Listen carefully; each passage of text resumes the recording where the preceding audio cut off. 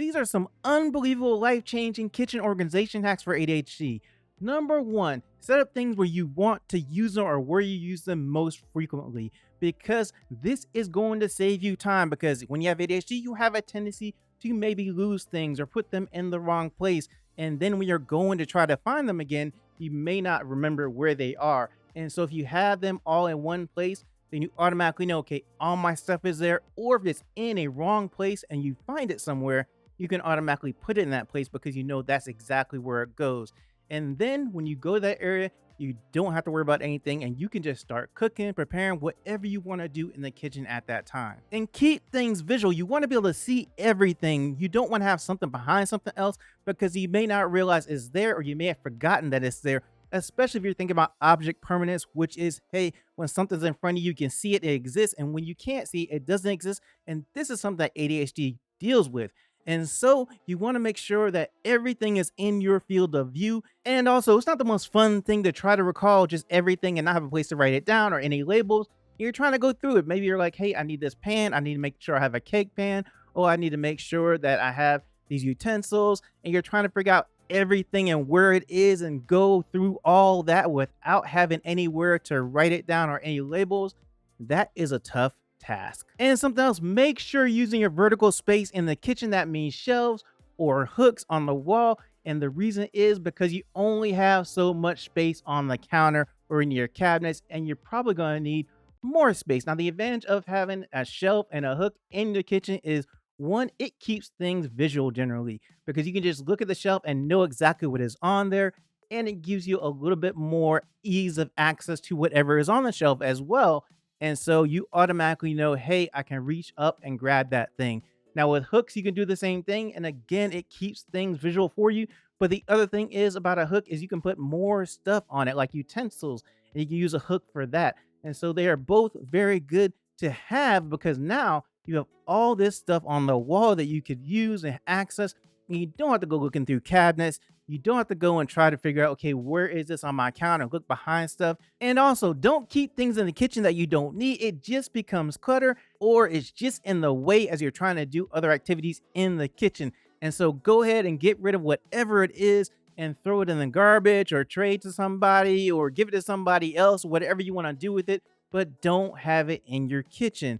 And an example of this is you have a mixer that's broken. You're always like, hey, I'm going to go fix it. And you just haven't gotten around to it and it's still on your kitchen counter. At that point, you probably want to go ahead and get rid of it and throw it away or whatever you want to do with it. And another thing, make sure you're reducing your duplicates as well. How many pans do you need of the same kind? How many Tupperware containers do you need? You may have 50. You only need like 7 because it's just you in an apartment. How many of this or that do you actually need, especially for the exact same thing that serves the exact same purpose? Maybe you have 2 coffee pots and they serve the exact same thing, and this one is older, this one has better functions. What are you going to do with the extra coffee pot? You might as well go ahead and get rid of it or give it to somebody.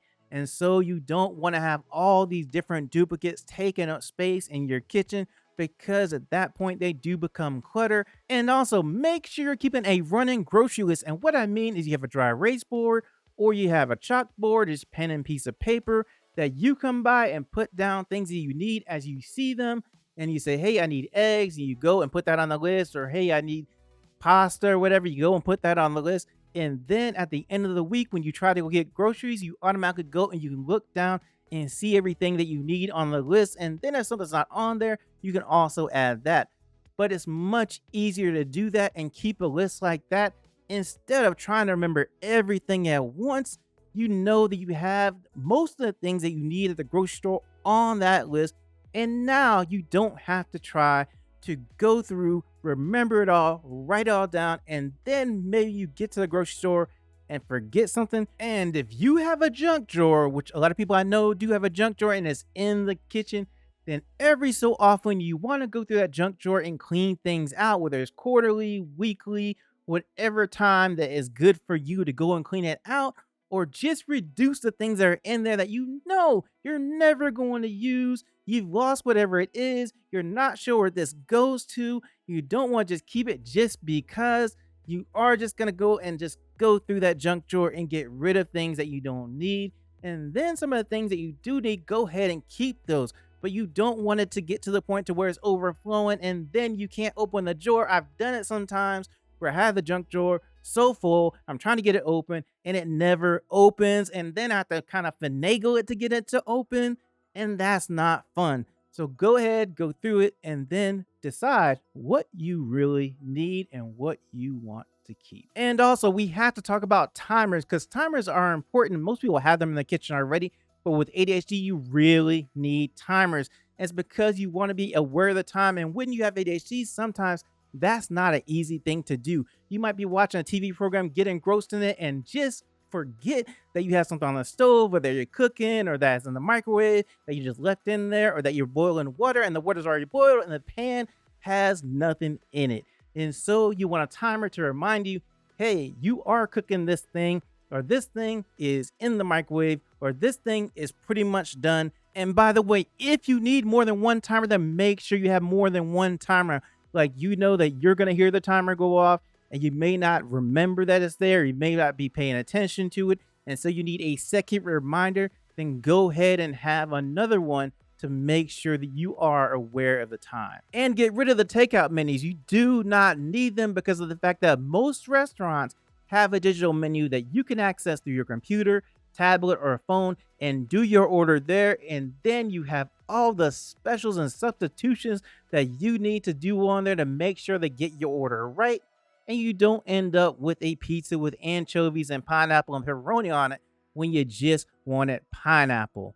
So you don't need to have this big bag of takeout menus because of the fact that it's all online now. When I grew up in the 80s, I'll tell you that we needed to have this bag because of the fact that we didn't want to drive all the way back to the restaurant to get a takeout menu because we didn't have the internet thing going on as we do today. And also, sometimes when you go to restaurants now, they make you scan the QR code. They don't even give you a physical menu.